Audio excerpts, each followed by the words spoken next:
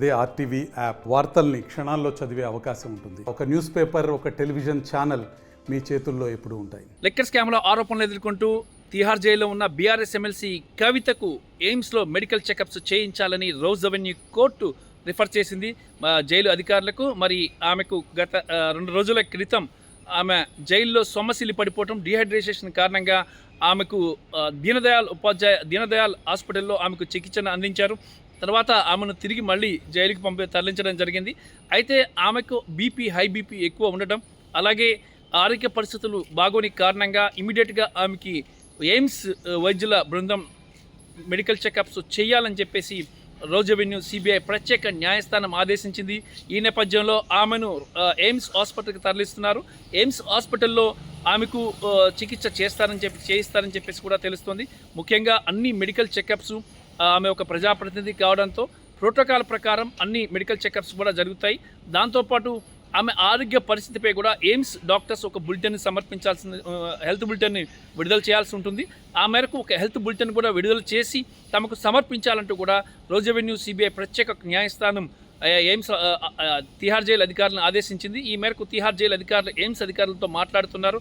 AIIMS వైద్య బృందం కవితకు మెడికల్ చెకప్స్ చేసి ఆమె ఆరోగ్య పరిస్థితిపై ఒక బులెటిన్ని విడుదల చేయబోతుంది. ఇప్పటికే కవితకు సంబంధించినటువంటి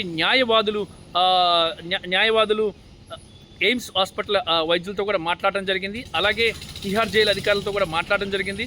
ఇక్కడ ఆమె ఆరోగ్యం బాగోలేదు, ఆమెకి హెల్త్ పరంగా చాలా ప్రాబ్లమ్స్ ఉన్నాయి, ఆమెకు బెయిల్ ఇవ్వాలి అని చెప్పేసి కూడా సిబిఐ ప్రత్యేక న్యాయస్థానాన్ని అలాగే హైకోర్టుని కూడా కోరటం జరిగింది.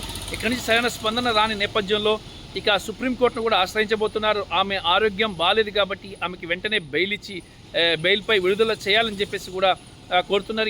ఈ నేపథ్యంలో కవితకు మధ్యంతర బెయిల్ వచ్చే అవకాశం అయితే స్పష్టంగా కనిపిస్తుంది. ఢిల్లీ ముఖ్యమంత్రి అరవింద్ కేజ్రీవాల్కి ఏ రకంగా మధ్యంతర బెయిల్ ఇచ్చారు, అదే రకంగా కవితకు కూడా మధ్యంతర బెయిల్ ఇచ్చే అవకాశాలు అయితే స్పష్టంగా కనిపిస్తున్నాయి. మరి ఈరోజు రేపు మెడికల్ చెకప్స్ జరిగిన తర్వాత కవిత ఆరోగ్య పరిస్థితిని చూసిన తర్వాత ఆమెకు బెయిల్ అంశానికి సంబంధించి ఎయిమ్స్ హాస్పిటల్ ఇచ్చే మెడికల్ రిపోర్ట్ని బేస్ చేసుకొని ఇక కవిత విషయంలో సుప్రీంకోర్టుని ఆశ్రయించి బెయిల్ పొందే విధంగా ఇప్పటికే న్యాయవాదులు ప్రయత్నం చేస్తున్నారు. ఇటు రోజ్ అవెన్యూ కోర్టు కూడా బెయిల్ ఇచ్చే అవకాశం అయితే కనిపిస్తుంది. ఎందుకంటే హెల్త్ పరంగా సమస్యలు ఉన్నాయి కాబట్టి లోవర్ కోర్టు బెయిల్ ఇవ్వచ్చు. మరి అయితే సిబిఐ కేసులో, ఈడీ కేసులో రెండిట్లో కూడా బెయిల్ రావాలి. రెండిట్లో కూడా మధ్యంతర బెయిల్ వస్తేనే కవిత బయటకు వచ్చే అవకాశాలు అయితే కనిపిస్తున్నాయి. లేదంటే ఆమెకు ఎయిమ్స్లోనే చికిత్స అందిస్తూ అక్కడ ఉంచే అవకాశాలు అయితే ఉన్నాయి. అయితే లాయర్లు మాత్రం ఆమెకి ఎయిమ్స్లో చికిత్స అందించిన తర్వాత ఆమెను బయటికి రిలీజ్ చేయాలి, ఇంటికి పంపించాలి, బెయిల్ ఇవ్వాలని చెప్పేసి కూడా కోర్టును కోరుతున్నారు. మరి మధ్యంతర బెయిల్ని మంజూరు చేసే అవకాశాలు అయితే కనిపిస్తున్నాయి. కవితకు మరో 2-3 అంటే జూలై 22 వరకు ఆమె జ్యుడిషియల్ కస్టడీ ఉంది. అయినప్పటికీ కూడా ఈలోగానే ఆమెకు మధ్యంతర బెయిల్ మంజూరు అయ్యే అవకాశాలు కూడా కనిపిస్తున్నాయి. ఆమె ఆరోగ్య పరిస్థితి ఏమాత్రం బాగోలేదని చెప్పేసి తెలుస్తుంది.